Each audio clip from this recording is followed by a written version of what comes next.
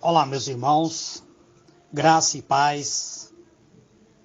Eu sou o vosso irmão em Cristo, presbítero Gregório, de Campo Grande, Mato Grosso do Sul, passando aqui para fazermos a oração do entardecer.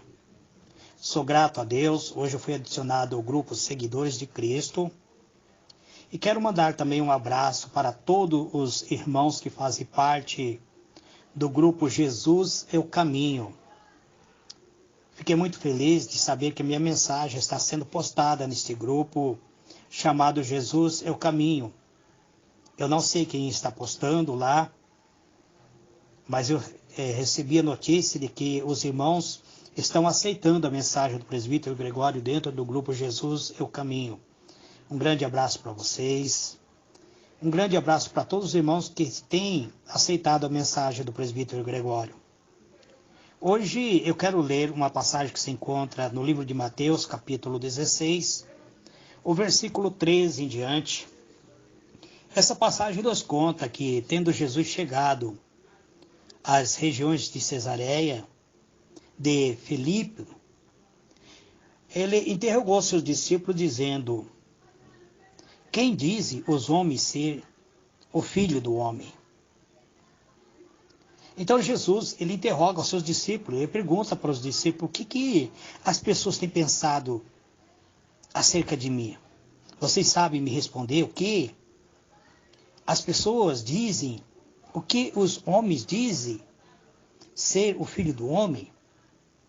Então, os discípulos, alguns deles disseram para Jesus, é João o Batista, outros, Elias, outros, Jeremias, ou algum dos profetas.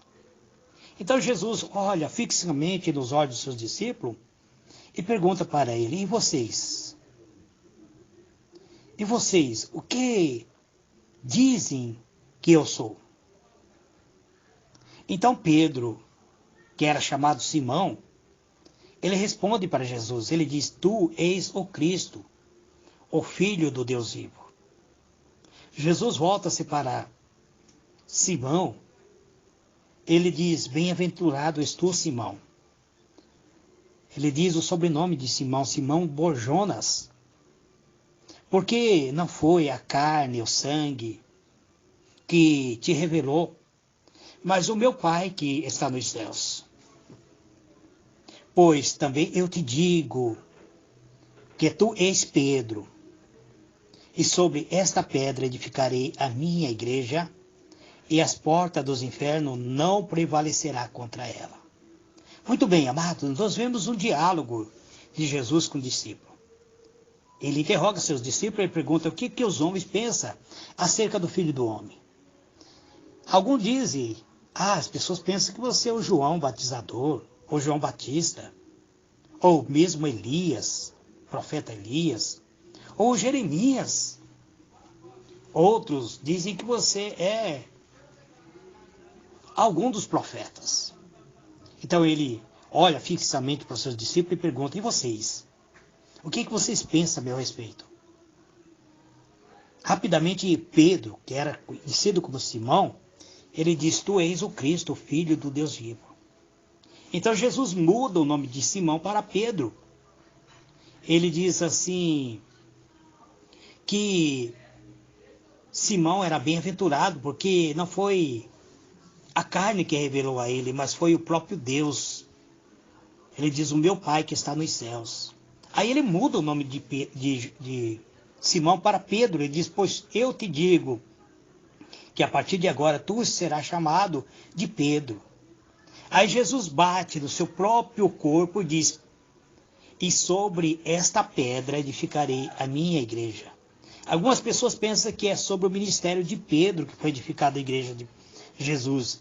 Mas Jesus diz que ele tem um diálogo com Pedro. Ele diz: Pedro, ele diz: Simão, não foi a carne que te revelou, mas foi o meu Pai.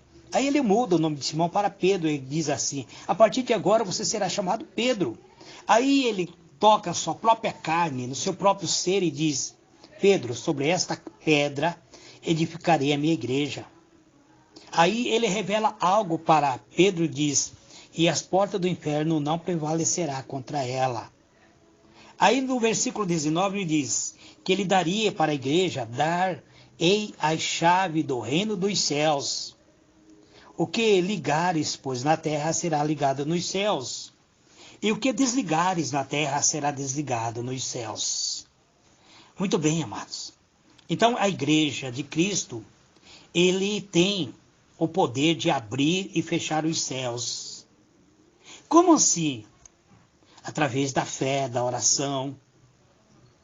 Nós, amados, deveríamos usar esse poder, esta chave que Jesus nos deu.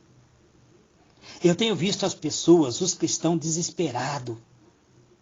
Estamos passando sim por uma pandemia, por uma grande aflição que a terra está passando. E eu vejo cristãos choramingando, desesperado, com ansiedade, com angústia, perdendo o sono. Esqueceu que eles têm a chave do reino dos céus e que eles podem ligar aqui na terra. E também eles podem desligar aqui na terra. Jesus deixou bem claro, eu darei a chave do reino dos céus para a igreja.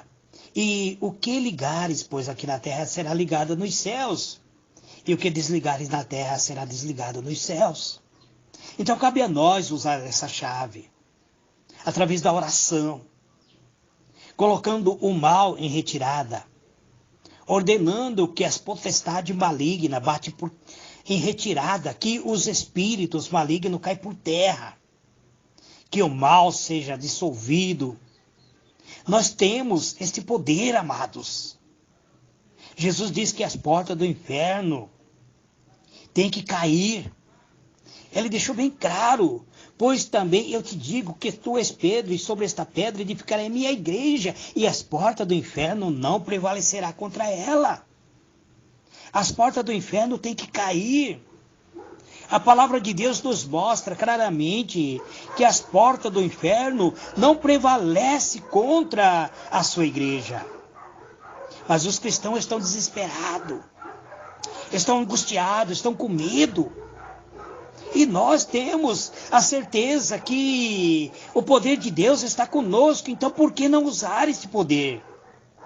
Mas parece que a maioria dos evangélicos ainda não tomaram posse desta palavra.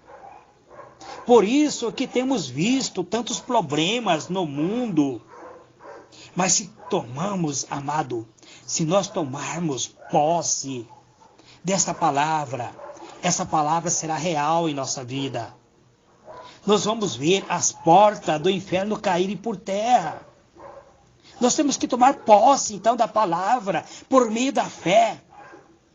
Hoje, o que podemos ver nas igrejas é que a grande maioria dos crentes, quer ser pregadores, querem ser pastores, esquecendo de fazer a vontade de Deus. Você pode me interrogar, mas presbítero, qual é a vontade de Deus? O Senhor Jesus disse, ide por todo o mundo, pregai o evangelho. Quem crer e for batizado será salvo. E estes sinais seguirão o que crê. Em meu nome expulsarão demônios, falarão novas línguas, pegarão em serpentes. E se beberem alguma coisa mortífera, dano algum lhe causará. Então a vontade que Deus quer que nós venhamos fazer é pregar, anunciar o evangelho da salvação. O evangelho que liberta, que cura, que transforma, que gera vida. Mas os cristãos, não, eles querem ser pregador no altar, no púlpito. E não sai fazendo a vontade de Deus. Pregar no púlpito é bem fácil. Pregar na rede social é muito fácil. Mas pregar para as pessoas que estão na sarjeta, pessoas que estão passando pela penúria, por uma vida totalmente arruinada, isso é difícil, amados. Também vemos que há muitas igrejas, existem muitas denominações. Hoje nós temos visto uma quantidade crescente de igreja, quase todas as esquinas tem uma igreja. mas vemos que pouco estão fazendo o evangelismo na rua. Poucas pessoas esqueceram de cumprir a palavra, de anunciar a misericórdia de Deus. Podemos ver muitas pessoas na rua, passando pela miséria, sem ter onde morar, onde ter sequer um emprego decente, um emprego digno. As pessoas não têm o que comer, amados. E nós esquecemos a palavra de Deus, que diz que Deus quer misericórdia. O que a palavra manda fazer, amados? É socorrer os nossos irmãos através da evangelização pessoal, corpo a corpo. O Senhor Jesus nos deixou um grande exemplo. Ele evangelizou os pobres, necessitados, as pessoas decaídas, as pessoas que estavam à margem da sociedade. Ele deu vista para os cegos. Ele deu comida para as pessoas que não tinham pão. Ele deu a garantia da salvação para as pessoas oprimidas.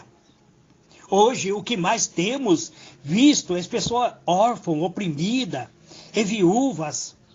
Vemos as igrejas fazendo muito pouco ou quase nada por essas vidas.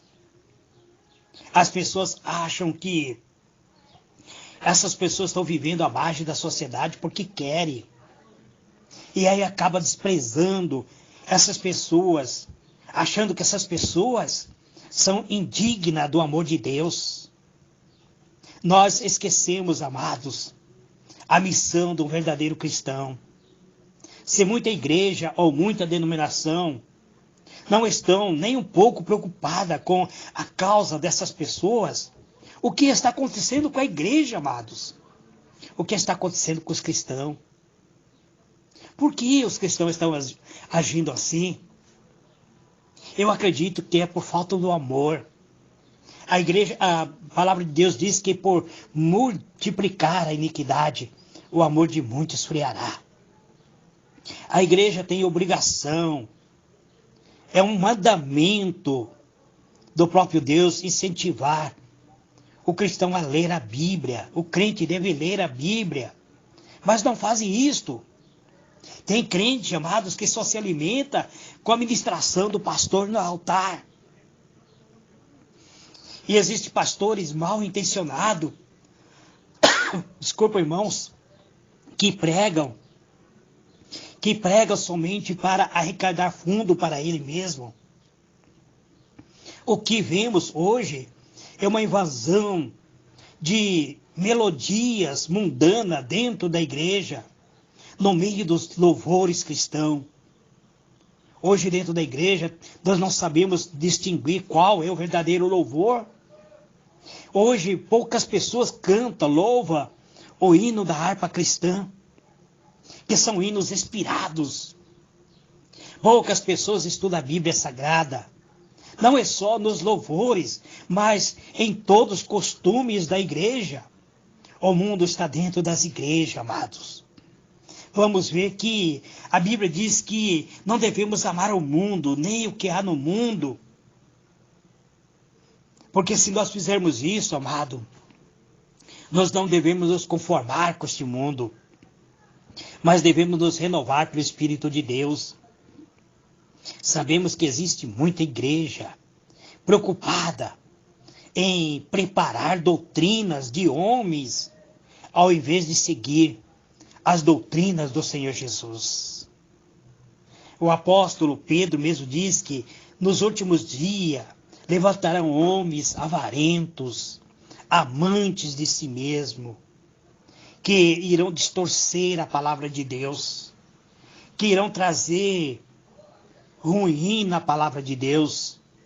O apóstolo compara esses homens como nuvens sem chuva. São pessoas que têm aparência de cristão, mas não é. No nosso país, aumentou grandemente o número de seitas heréticas, amados. Hoje, parece que tem muitas denominações aparentemente com aparência de cristã, mas são espiritismo, são igrejas voltadas ao espiritismo. Essas igrejas estão crescendo. Existe hoje uma implantação dentro das igrejas de idolatria. A idolatria está aumentando no seio da igreja. E os evangélicos estão se submetendo a essas idolatrias. Os evangélicos se dividindo, enquanto a Bíblia manda nos unir. Hoje as pessoas querem movimento, mas não buscam unção, não buscam revestimento. Se as igrejas, ao invés de se dividirem, fossem unidas em oração, as forças malignas cairiam por terra. Sabem por quê, amados? Porque a oração é a chave da vitória. A oração tem o poder de cerrar os céus e de abrir os céus.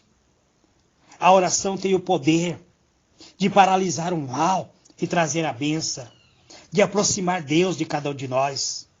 A igreja deveria incentivar os crentes a colocarem uma vida no altar, a colocarem uma vida na presença de Deus, de colocar a sua casa para ser um templo de adoração a Deus, para exaltar o nome do Senhor Jesus. Deveríamos usar esse texto que diz: eu e minha casa servimos ao Senhor. Mas hoje temos visto casa dividida, cristão que está dividido, marido que não serve a Cristo, e quando a esposa serve, o marido muitas vezes impede a esposa de ir na igreja, ou quando o marido serve a Cristo, a esposa não serve. Eu tenho visto casal que tem denominações diferentes, o marido está dentro de uma igreja, a esposa em outro. Chega na casa, ambos querem implantar a doutrina daquela igreja para o outro, e aí existe uma desavença, uma divisão dentro do lar. Hoje podemos ver que poucos crentes contam o que Jesus tem feito na vida deles, porque na verdade essas pessoas não têm sido alvo dos milagres. Hoje as pessoas acreditam que Jesus pode curar uma dor de cabeça, mas não pode curar um câncer. As pessoas acreditam que Jesus pode aliviar a dor física, mas não pode dar perna para o aleijado. As pessoas acreditam que Jesus pode apaziguar o problema da visão, mas não pode abrir a visão de um cego. Isso está ocorrendo dentro do seio da igreja. Hoje eu tenho visto cristão dizendo: mas a medicina natural é benéfica para cada um de nós. Nós deveríamos acreditar nos médicos dos médicos, no Senhor do Senhor, nos advogados dos advogados, naquele juiz verdadeiro, o grande juiz que irá julgar a nossa causa. Mas o Senhor não nos chamou para ficar calado, amados. Ele nos chamou para proclamar a verdade. Diante da grandeza do nosso Deus, nós devemos nos maravilhar. O que temos que fazer é louvar e exaltar o seu nome. A palavra de Deus nos diz que as portas do inferno não prevaleceria contra a igreja do Senhor. O que a igreja tem que fazer para isso acontecer, amados? O que o cristão deve fazer para que as portas dos infernos caiam por terra? Se as portas dos infernos estão muitas vezes prevalecendo contra as igrejas, é porque ela não está buscando ao Senhor. Porque a igreja se calaram. A igreja está mais preocupada na aparência de um falso cristão. Estão mais preocupados simplesmente em aparentar uma fé. E não estão buscando o poder. Jesus é o poder. Ele é a vitória. Ele venceu a morte. Ele é a nossa garantia de vida eterna. E sem Ele nada podemos fazer. Tira-se Jesus da igreja e coloca muitas vezes a idolatria. E aí a igreja vai fracassando. Quando o homem sair da frente da igreja e permitir que o Senhor peleje, as portas dos infernos cairão. Hoje tem grandes pregadores, que se intitula grandes pregadores, eles querem ser semideuses. E eles querem fazer o papel de Cristo. Eles querem esse reconhecimento. Eles querem ser reconhecido como sendo grande. Um se intitula: eu sou apóstolo, eu sou bispo, eu sou isso e sou aquilo. E a igreja está perdendo o poder, a autoridade. O homem deve sair da frente e deixar que Cristo seja o centro da nossa adoração. Os homens têm que deixar de ser idólatra e adorar o verdadeiro Cristo, o verdadeiro. A essência do Evangelho é a palavra de Cristo. A palavra de Deus tem que ser verdadeira em nossa vida. A palavra de Deus tem que ter a primazia em nossa vida. Ela deve ser a nossa bússola. Ela deve ser o nosso ideal. Nós devemos nos adequar à palavra de Deus e não querer que a palavra de Deus se adeque a nós. Pense nisso, amado.